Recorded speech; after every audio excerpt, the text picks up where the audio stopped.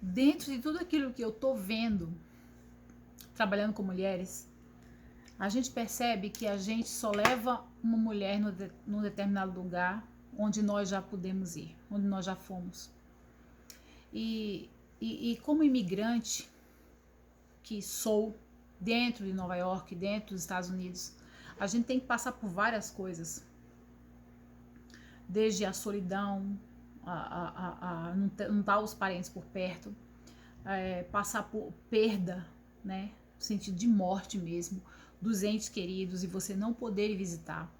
A aculturação do clima, linguagem, cultura, símbolos, leis, sabe? Tudo isso mexe profundamente com o nosso psicológico, com as nossas emoções. Isso reflete muitas vezes quando você não tem um grupo de apoio, quando você não tem um lugar de fala, quando você não tem um acolhimento, isso vai refletindo em obesidade, em depressão, ansiedade, crise de pânico. E tudo isso aconteceu comigo, né?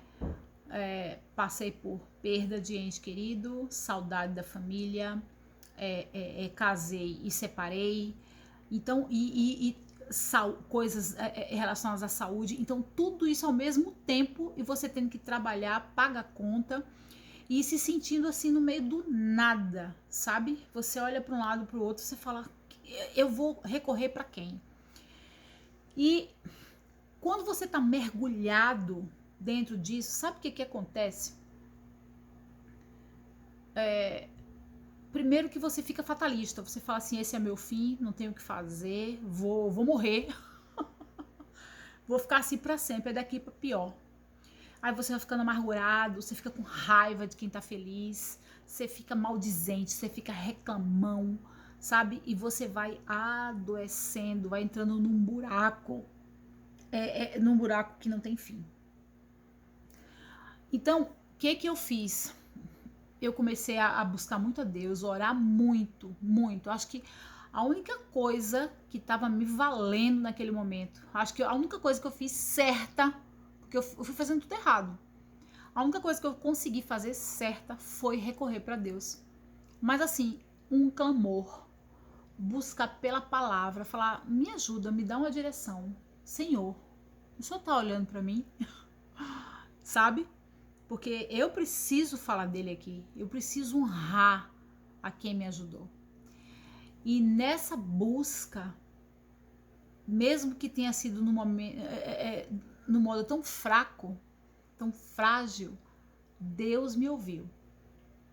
E ele começou a me ensinar a ressignificar todas as coisas. E eu fui fazendo essa ressignificação. E eu comecei a pensar, será que tem mais mulheres assim como eu?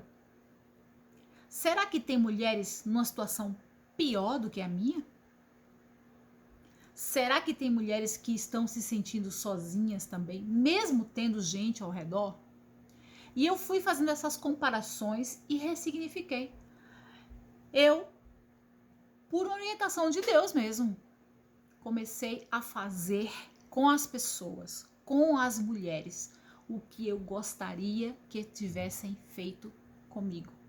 Porque eu sei que existe a boa vontade de gente, de Deus, que fala assim, venha para a igreja. Mas muitas vezes não é verdadeiramente isso que a nossa alma está querendo. A gente às vezes quer só tomar um café junto com alguém. A gente quer só um lugar para falar, falar, falar, falar e falar. E eu pensei, então tá. A Bíblia diz, tudo que quereis que os homens vos façam, fazei vós. Então eu vou fazer isso. Então eu abri um espaço dentro da minha casa. Eu não tinha prato, não tinha copo, não tinha talher, não tinha nenhuma mesa, sabe? E eu falei, tá, então eu vou fazer isso. Comecei a comprar copo, talher, mesa, comecei a visualizar mulheres aqui na minha casa e eu comecei a chamar essas mulheres que eu nunca vi, para eu partilhar dessa mesa com elas, onde elas poderiam falar o que elas quisessem, o que elas tivessem vontade, onde elas, em algum dia, quem sabe, pudessem tirar suas máscaras. Mas naquele primeiro momento era um momento de de desconfiança, de não, o que essa louca tá fazendo aqui, sabe? Então eu deixei todo mundo muito tranquilo, muito à vontade, muito, olha, tá tudo bem. Aqui você pode ser quem você quer ser. Aqui você pode falar ou ficar calada. Aqui você tem uma mesa para você. Às vezes você serve todo mundo, mas nunca te serviram. Então aqui tem uma mesa para você. Então eu comecei esse projeto e à medida em que eu fui avançando, eu fui sendo restaurada e curada. A gente vai ver mais depoimento lá na frente. Tchau.